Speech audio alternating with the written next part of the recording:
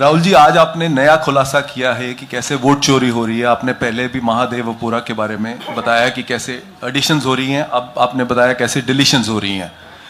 लेकिन देखने में ये आ रहा है कि इलेक्शन कमीशन इस पे कोई एक्शन नहीं ले रहा और आगे चल के वो तैयारी कर रहे हैं पूरे देश में SIR लाने की। तो आप इस मुहिम को आगे कहां तक ले जाएंगे और SIR के बारे में क्या करने वाले हैं? देखिए, हम आपके सामने क्रिमिनलिटी रख रहे हैं। हमारा काम आपके सामने सच्चाई रखने का है और हम रख रहे हैं। हिंदुस्तान में दूसरे इंस्टीट्यूशंस भी हैं, सिर्फ इलेक्शन कमीशन नहीं है, लीगल सिस्टम है, उनको भी इन चीजों को देखना चाहिए। यहां पे हम चीफ इलेक्शन कमिश्नर के बारे में ब्लैक एंड व्हाइट कह रहे हैं। आपने कहा कि हमने एडिशन डिलीशन दिखाया। पहले प्रेजेंटेशन में मैंने एडिशन दिखाया था, अब हमने डिलीशन दिखाया है, मगर हमने एक और चीज जोड़ दी है। एडिशन और डिलीशन का सिस्टम, उसका स्ट्रक्चर, उसका तरीका, और हमने यह दिखाया है कि जो डिलीट कर रहा है, जो ऐड कर रहा है, महाराष्ट्र में, कर्नाटक में, यूपी में, वो एक ही आदमी है, एक ही फोर्स है। हमने आपको वो एड्रेसेस दिखाए। Same system is being used in Maharashtra, is being used in Karnataka, is being used in Uttar Pradesh, is being used in Haryana. Same people are doing it.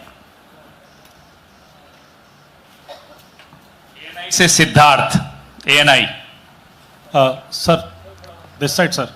हाँ sir, on your left sir. हाँ, on your left, this side sir, on your left. Sir, मेरा आपसे सवाल ये है कि जब आप कह रहे हैं कि ज्ञानेश कुमार जो चीफ इलेक्शन कमिश्नर है, उन्हें पता है ये कौन कर रहा है, हाँ, और ये पॉलिटिकल फायदा जरूर किसी को हो रहा है। आप कह रहे हैं कांग्रेस के बूथ के ऊपर ही हाँ, सारे वोट्स डिलीट किए जा रहे हैं, तो वो कौन लोग आपके हिसाब से हैं जिनको ये फायदा पहुंच रहा है, पहला। और दूसरा ये कि वो आपने एक हफ्ते का समय दिया sorry। है, जब आपने एक हफ्ते का समय दिया है, तो क्या एक हफ्ते बाद आप इसको आगे कैसे इनिशिएट करेंगे? क्या आप लोग कोर्ट का रास्ता अपनाएंगे या और कोई हायर एजेंसी से इस बात की डिमांड करेंगे? क्योंकि ये ऑर्गेनाइज्ड तरीके से क्राइम दिखाई दे रहा है जो आप बता रहे हैं, अगर आपकी बात के ऊपर जाएं। देखिए, फ्रैंकली ये जो मैं यहां कर रहा हूं, ये मेरा काम नहीं है।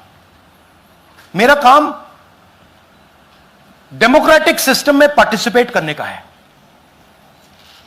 मेरा काम डेमोक्रेटिक सिस्टम की रक्षा करने का नहीं है। वो काम हिंदुस्तान के इंस्टीट्यूशंस का है। वो काम वो नहीं कर रहे हैं, इसलिए मैं कर रहा हूं। अब मैं आपको यह कह सकता हूं कि हमने आपको 2 बार सबूत दिखाया है, और जब हम ये प्रेजेंटेशंस खत्म करेंगे, इसमें लगेंगे 2-3 महीने, जब हम ये खत्म करेंगे, आपके माइंड में कोई डाउट नहीं होगा कि हिंदुस्तान में state after state, Lok Sabha after Lok Sabha चोरी हो रही है। तो मेरा काम सच्चाई दिखाने का है। मैं हिंदुस्तान की जनता को, हिंदुस्तान के युवाओं को सच्चाई दिखा सकता हूं। यह मेरा काम है। उनकी जो इंटरेस्ट है, क्योंकि ये जो कॉन्स्टिट्यूशन है, ये हिंदुस्तान की जनता का रखवाला है, प्रोटेक्टर है, और मैं इसकी प्रोटेक्शन कर रहा हूं। इसकी प्रोटेक्शन करने का काम हिंदुस्तान के इंस्टीट्यूशंस का है, हिंदुस्तान के ऑपोजिशन लीडर का नहीं है, मगर इंस्टीट्यूशंस नहीं करने हैं। अच्छा, एक इंटरेस्टिंग बात आई है जो मैं आपको बताना चाहता हूं कि इलेक्शन कमीशन के अंदर से हमें मदद मिलनी शुरू हो गई है। मैं साफ बोल देता हूं, इलेक्शन कमीशन के अंदर से, पहले नहीं हो रहा था, अब इलेक्शन कमीशन के अंदर से इंफॉर्मेशन आ रही है। यह रुकेगा नहीं, यह रुक नहीं सकता है, क्योंकि हिंदुस्तान की जनता इस बात को एक्सेप्ट नहीं करेगी। एक बार हिंदुस्तान की जनता को, हिंदुस्तान के युवाओं को पता लग गया कि वोट चोरी हो रही है, उनकी शक्ति लग जाएगी। IANS से आलोक झा। इस तरह से नहीं प्लीज। IANS से आलोक झा। वो भी मैं आपको दिखा दूंगा, वो भी मैं आपको प्रूफ के साथ दिखा दूंगा, है हमारे पास। राहुल जी, हाइड्रोजन बॉम्ब में ब्लैक एंड व्हाइट है। मैं फाउंडेशन लगा रहा हूं, मैं फाउंडेशन क्रिएट कर रहा हूं, है हमारे पास। मैं स्टेज पे बिना प्रूफ के नहीं चढ़ूंगा, बता रहा हूं। राहुल जी आपने कहा ऐसे मत पूछिए please. Last question, Rahul ji, IANS से आलोक झा। राहुल जी इधर, आपने कहा आपके पास आलोक झा इधर सर, कहां है जी? हाँ, आपने कहा सर कि आपके पास पुख्ता सबूत है, ब्लैक एंड व्हाइट सबूत है, तो क्या अगर ECI अभी जवाब नहीं देती है तो कोर्ट का रुख करेंगे, ये ऑप्शन है आपके पास, जाएंगे? देखिए, मैंने कहा कि मेरा काम एज ऑपोजिशन लीडर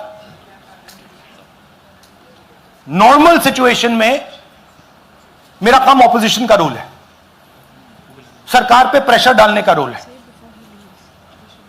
मेरा काम हिंदुस्तान के लोकतंत्र को बचाने का नहीं है। मैं वो काम कर रहा हूं, इस स्टेज पे मैं वो काम कर रहा हूं। तो मेरी सोच है कि as a patriotic Indian, as somebody who loves India, who loves the constitution, it is my duty to put the truth in front of the people of India. अब अगर हिंदुस्तान के इंस्टीट्यूशंस कुछ करना चाहते हैं, वो करेंगे। उनमें भी बहुत लोग हैं, जैसे मैंने आपसे कहा, मैं सरप्राइज हो रहा हूं, इलेक्शन कमीशन से लोग आ रहे हैं, इंफॉर्मेशन दे रहे हैं और बढ़ रहा है वो।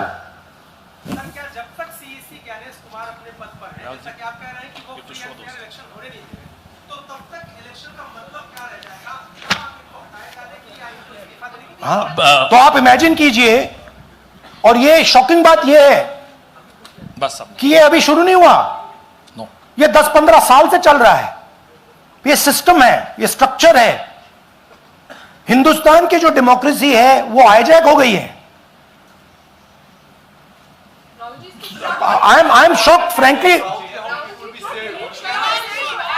Democracy, brothers and sisters, democracy can only be saved by the people of India. Nobody else can save democracy. Rahul Gandhi can come here and say something and say this is the truth. But the people of India, who I believe in, who I love, can do it. The day the people of India realize that आपका जो लोकतंत्र है, आपका जो संविधान है, वो आपसे चोरी हो गया है, उस दिन काम हो जाएगा। Thank you. अब आप लोग अपने स्थान पर खड़े हो जाइए राष्ट्रगान के लिए।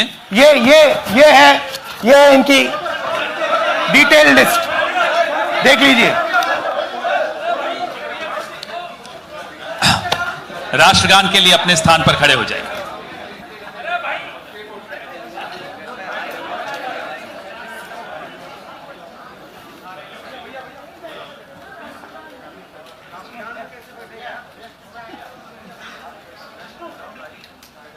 भारत भाग्य विधाता, पंजाब सिंध गुजरात मराठा, द्राविड उत्कल बंगा, विंध्य हिमाचल यमुना गंगा, उच्चल जलधि तरंगा, तव शुभ नामे जागे, तव शुभ आशीष मांगे, गाहे तव जय गाथा, जन गण मंगलदायक जय हे भारत भाग्य विधाता, जय हे जय हे जय हे जय जय जय जय हे। Thank you.